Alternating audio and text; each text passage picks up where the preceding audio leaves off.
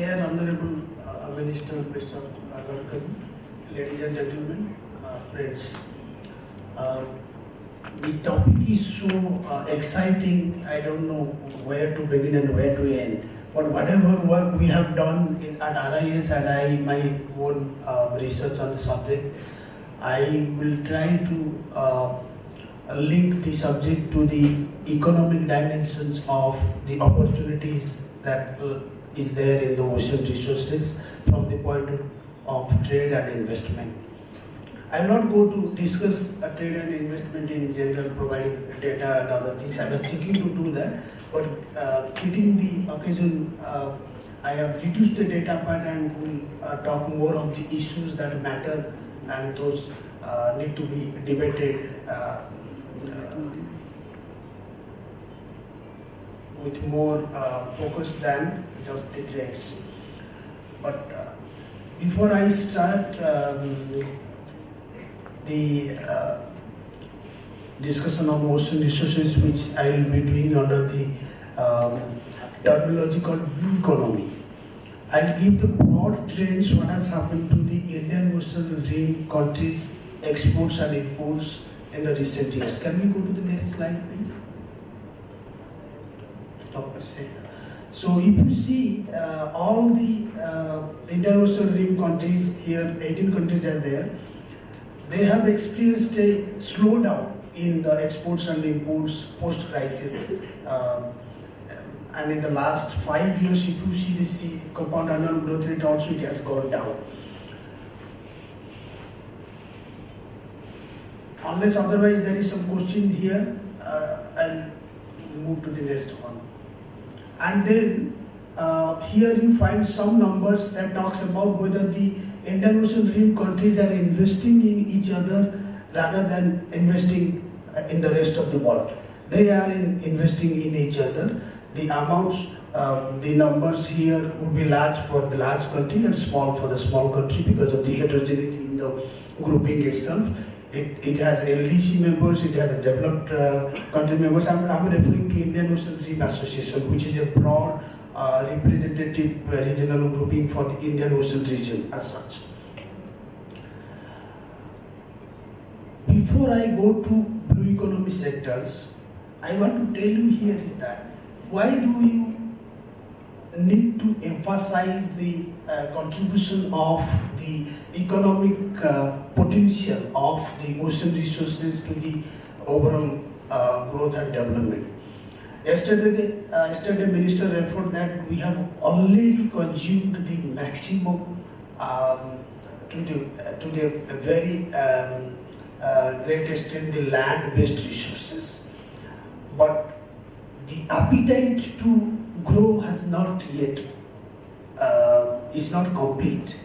There are many pockets of underdevelopment in different parts of the world, even in Indian Ocean region, where you need to activate those resources, their optimum use, and then ensuring the sustainability of those resources, their replenishment, in accordance with the biological parameters of those resources like fishery stock, and then the ocean habitat, the equilibrium in the ocean habitat. All these things need to be taken into account when we talk of the ocean resources as a whole. So blue economy is a terminology which captures all different aspects of ocean resources, its management, its use, the governance mechanism for that, the cooperation framework that you need to evolve to ensure that these resources contribute to the human development and the balanced development of the coastal nations.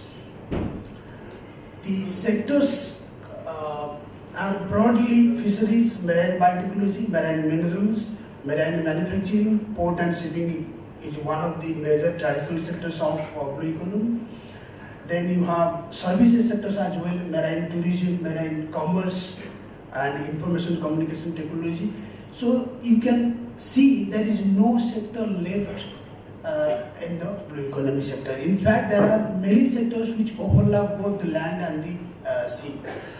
And we have done a couple of papers at RIS which will give you a sense of that, how these sectors are interlinked and what type of growth potential it offers to the mankind. You must be wondering that human civilization have depended on oceans for centuries. So what is great about talking about blue economy and what is left to discuss? What is left to discuss is to create a framework which does not just extract the resources, but puts in a mechanism which believes in restocking, replenishment of the resources, so that the faster use is compensated by a process of restocking of those resources as well. If you have come across the literature that comes from Food and Agriculture Organization, 90% of our fish species are already consumed. So overfishing is already done, so you don't have to bother whether there is any fish to catch or not.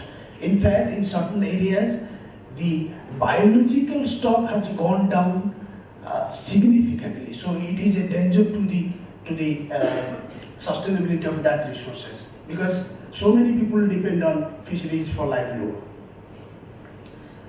Is blue economy a significant component of economy? It is. If you find some indicative figures here that blue economy output constitute this proportion of GDP, you can see somewhere it accounts for 15%, the 4%, somewhere it is 2%, like that. These years vary because there is no systematic account of the blue economy sectors. I will come in a minute. But for knowledge and for further discussion, these numbers indicate that we need to seriously take into account the unutilized potential existing in those blue economy sectors. What is so contentious about the blue economy? Blue economy is being discussed everywhere now, even at regional forums, UN, everywhere. But nobody knows how to measure it. And that is precisely the problem. We do not know how big is blue economy in India. We have done these studies, but we do not know what proportion of blue economy, India's blue economy constitutes the overall economy. We are trying to do it. We are in the process. Maybe in some years down the line we will come across. The problem is that you do not know what constitutes the blue economy activities. So what we have started, and others all over the world they have done, is that categorizing these sectors into traditional emerging sectors and then clubbing them, the activities as per the statistical classifications available like HS, SITC and others, so that some sort of methodological foundation can be given to estimate the size of blue economy, and then the rest will follow. Unless you get to know the size of blue economy, how would you plan for investment? So that's why the measurement of blue economy is important. So sum of value of output or value added of blue sectors. Is there any common accepted coverage of activities? I just mentioned that no measurable indicators to capture the benefits of blue economy, even though we know that ocean resources contribute enormously. No proper statistical database, consolidated global database to tell you whether Ireland is better placed in terms of blue economy than India or not. But if you ask the small island development states, they say that we depend on oceans for everything, for livelihood, for achieving high growth, everything. So how do you deal with those issues? So there is a need for proper accounting system. So that accounting system could be based on anything. People have written papers on national accounting system by going by the systems of national accounts. Some of them have taken the input-output table, but to tell you that none of these systems are comprehensive and complete to account for all these changes and dynamics in the ocean resources use and management. Besides this accounting problem, there are several other problems like relating to the governance. Suppose there is a case of overfishing in the high seas. Who governs that? What is the role of the flag state? How much jurisdiction the regional fishing management organizations have over those issues? So these management and governance issues also need to be properly examined, and then suitable regional cooperation frameworks needs to be devised so that the free riding of these ocean resources can be averted. Now I'm coming to the specific opportunities in certain sectors like deep sea mining. There are huge literature talking about the polymetallic nodules exist in the sea floor. Technologies are there, but no serious commercialization has happened because the cost of technology development and deploying those technology for commercial utilization of those resources is at experimental stage. Even though somewhere in the Pacific the process has begun. The Pacific island states like Fiji, PNG, Tonga and other countries, they consider blue economy as the lifeline of their economy. And Indian government, in collaboration with the government of Fiji, organized a conference in May where I took part. Also there we found that how serious they are talking about climate change, fishery resources depletion and all other things. So I made a point in that conference, mainstreaming blue economy in national economic policy, which we at RIS or our team, we discussed that if you talk of blue economy, how will you do? What will you do? Except talking about blue economy is big, blue economy is significant for the coastal nations, what exactly you want to do? How do you convince the government, the provincial governments to take measures to achieve these growth triggers that are there? Even some people went to the extent of claiming that in the recession period, when the conventional sectors are not delivering, maybe blue economy can provide the stimulus to maintain the growth momentum.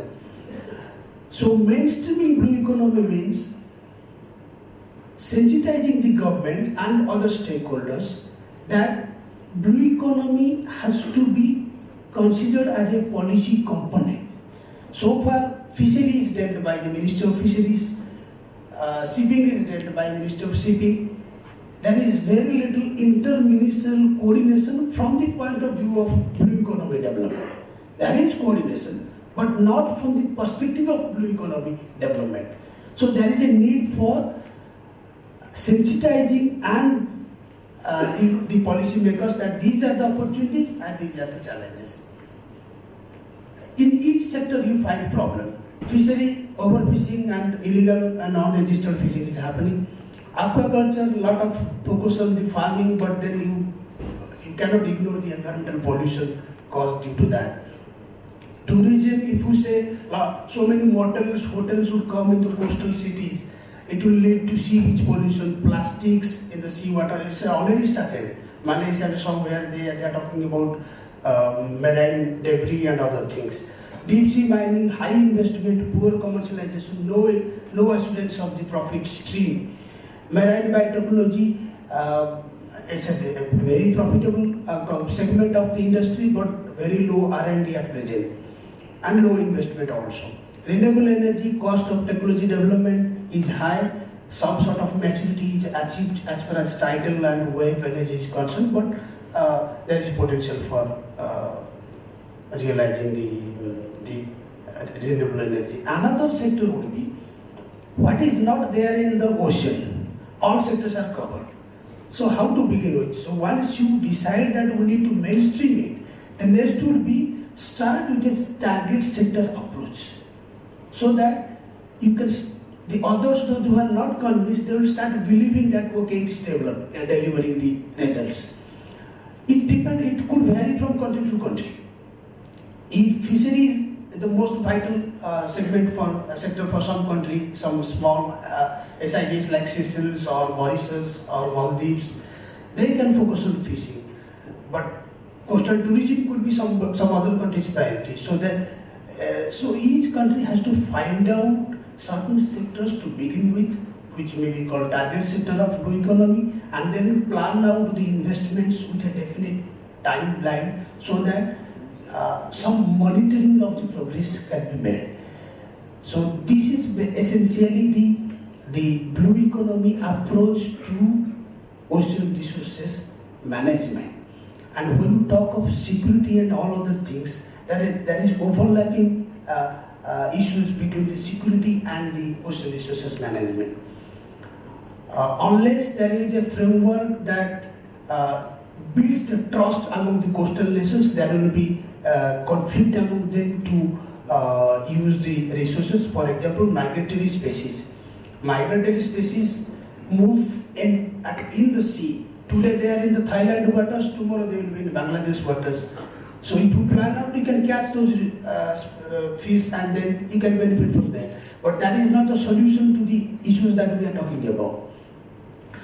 So the trade and investment dimension of the coastal economies has a lot to do with the management of blue economy, planning the investments in those, and then evolving a mechanism, something like regional fishery mechanism. The same could be for other sectors in a regional cooperation framework, so that the ocean economy that we are talking about will address a lot of issues, and then the whole sustainable development goals and other things can be achieved. In fact, sustainable development goal 14 is linked to ocean resources. So with this, I will end. If there are any more questions, I will respond to that. Thank you.